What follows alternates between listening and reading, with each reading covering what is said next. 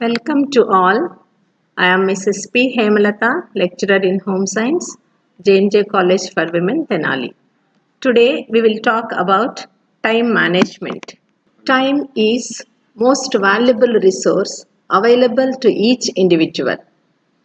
Everyone has 24 hours in a day to do their activities in order to achieve their goals. A basic awareness, along with practice and perseverance, is necessary for proper utilization of time. From the childhood, if we inculcate the awareness regarding value of time in children, it would be easy for them to accomplish their tasks without any problem. One must make balance between work, rest, to lead a healthy and happy life. If you look at these quotes, they will easily tell us about the importance and value of time in our day-to-day life. Time and tide waits for none is the old saying. Take care of minutes, the hours will take care of themselves. Time is what we want most, but what we use worst. The key is in not spending time, but in investing it. If we follow these messages given by the famous people, we will not waste time at all. If we see the definitions, according to Cormier 1983, time management is gaining control over four things: what you do, when you do it, how you do it, and why you do it. Time management refers to managing time effectively so that the right time is allocated to the right activity.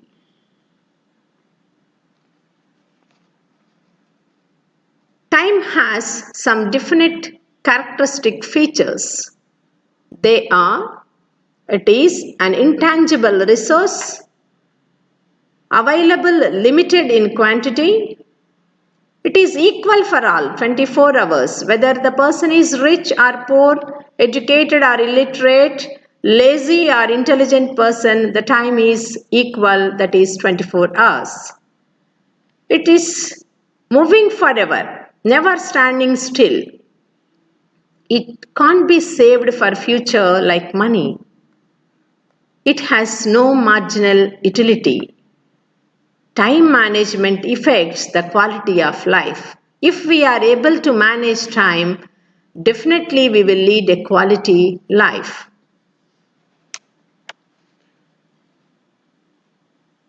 We can see various systems in different disciplines regarding time. They are clock time, biological time, and psychological time. Clock time, the only system which most of us aware is clock time. It stems from the regular movements of the earth in relation to the sun.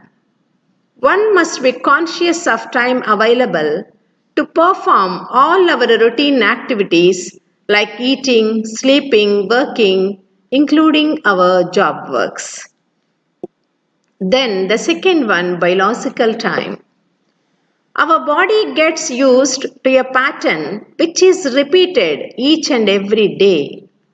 These habits conditions the body to function accordingly. For example, the time we wake up, the time we go to bed, the time we take lunch, etc. In some cultures, the people are centralized around the clock and greater emphasis is placed on speed, time-bound work and discipline. When we compare with other cultures, some are superior in these qualities. It is the cyclical occurrence of certain bodily symptoms. It affirms the existence of internal clocks within the body. Then the third one is psychological time. Psychological time means awareness of the passage of time. It is inborn time sense. It is a kind of judgment developed through practice. There are personal differences in awareness of time. One may feel the boring work as too long, and duration of interesting activity appears as it is very short. What is time management? Time management is an art. It is arranging, organizing, and budgeting time for the purpose of accomplishing something within a time. Time management is having control over the amount of time spent on a particular activity. Hence, time management helps an individual to be more organized and more productive. The main objective of time management is the utilization of time available to accomplish all our tasks which we are supposed to do. If we are able to allocate time according to the necessity of the work, we are good managers of time. If we do not learn this art, we automatically spend 2 hours of time to the work which can be accomplished within half an hour. Sometimes we may spend long hours for single activity and repent after noticing it. If we learn time management, we will be in a position of doing smart work rather than hard work. Then, what is the purpose of time management? To save time by reducing work time, to reduce stress by maintaining balance, to function effectively, to increase our work output, to have more control over our job responsibilities. Time and energy are closely related to each other. Management of time will definitely affect the management of energy. Therefore, it is essential to save both time and energy while planning the activities.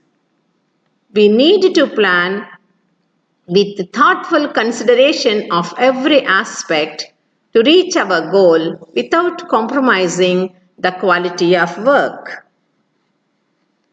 Then, ways and means for effective time management. How can we use our time effectively? By preparing effective plan of things to be done. What should be done first? What next? We have to decide. What are my today goals? Or what works to be finished by the end of this week?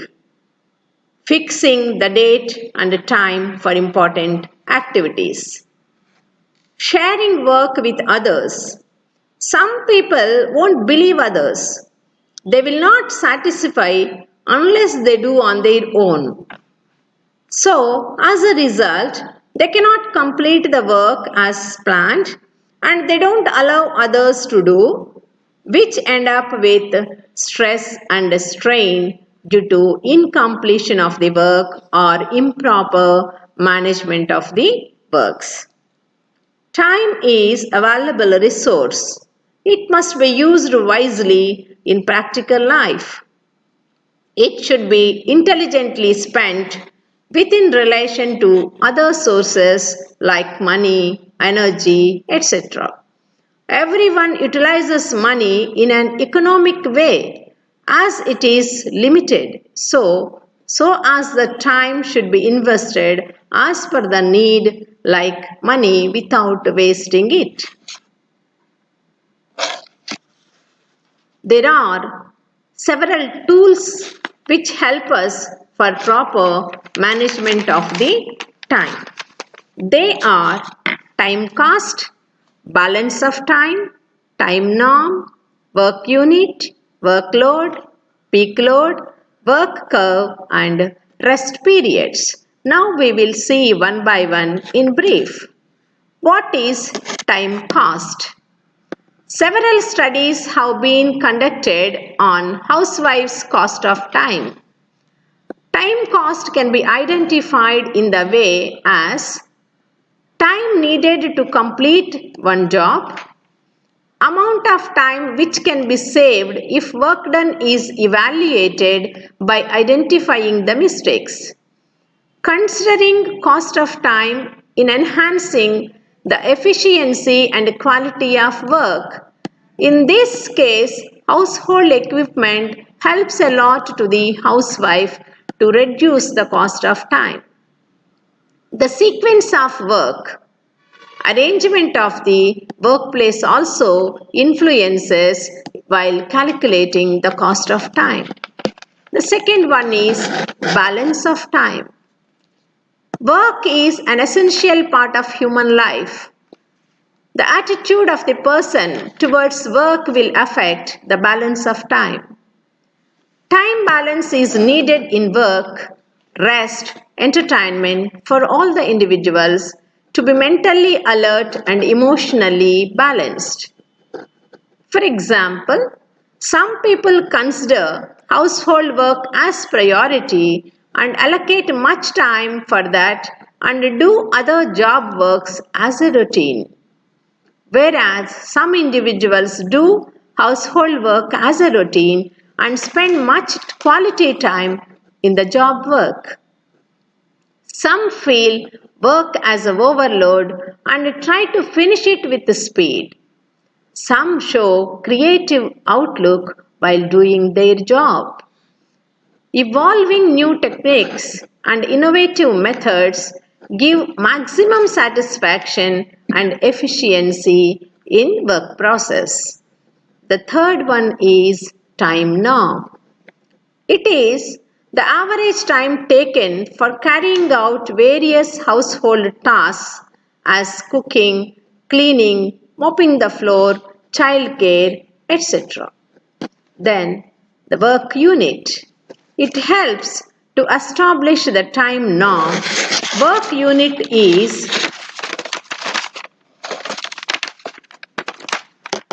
the amount of household work done in 1 hour under average conditions by an average worker. The next one is workload. It is the sum of total work units. Then peak load. It refers to the time period where numerous activities are performed simultaneously. For most people, activities pile on each other at certain times of the day or week or month or season. This is referred as peak load. For example, the working housewife have peak loads early in the morning where she is expected to prepare breakfast, lunch and to take care of the children and to complete other essential household works.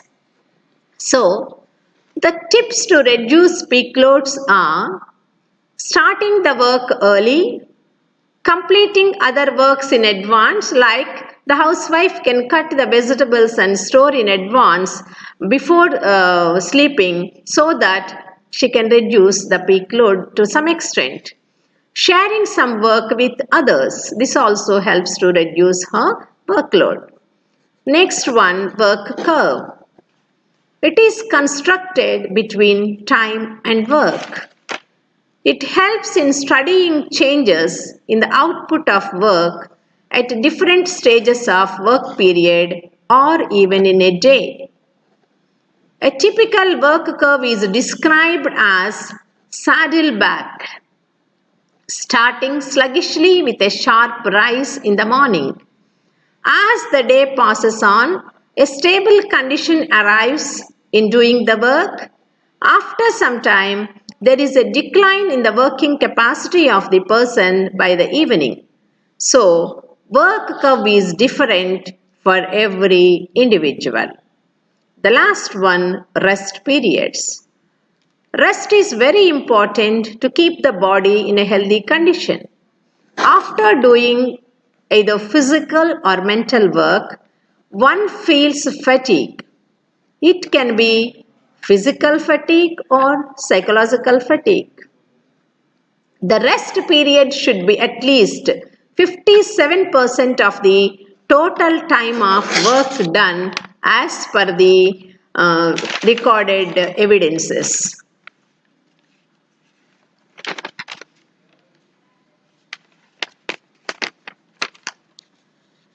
After 40 minutes of mental work, at least 2 minutes of rest is needed. Change of work. Taking rest before fatigue settles is very convenient to any person. Shifting work helps a lot. For example, heavy work after doing light work. Doing light work which is after doing disliked work. Means liked work and disliked work. Heavy work and light work. Change in the body posture and position of the body also provide rest and relaxation to the body. For example, nowadays regarding IT people who are continuously sitting and working, we can see a lot of difference in their health conditions due to the continuous body posture and position. So, they are advised to walk in between their working hours. Time demands during different stages. There are 3 stages of families. Number 1, beginning family. Number 2, expanding family. Number 3, contracting family. So stage 1, beginning family is a period of adjustment and learning for young homemakers.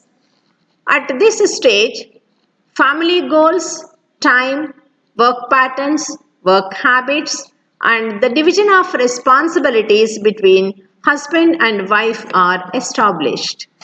The second stage is expanding family. It brings new and heavy demands on both the parents. The addition of newborn member requires greater adjustments in the time patterns of individuals.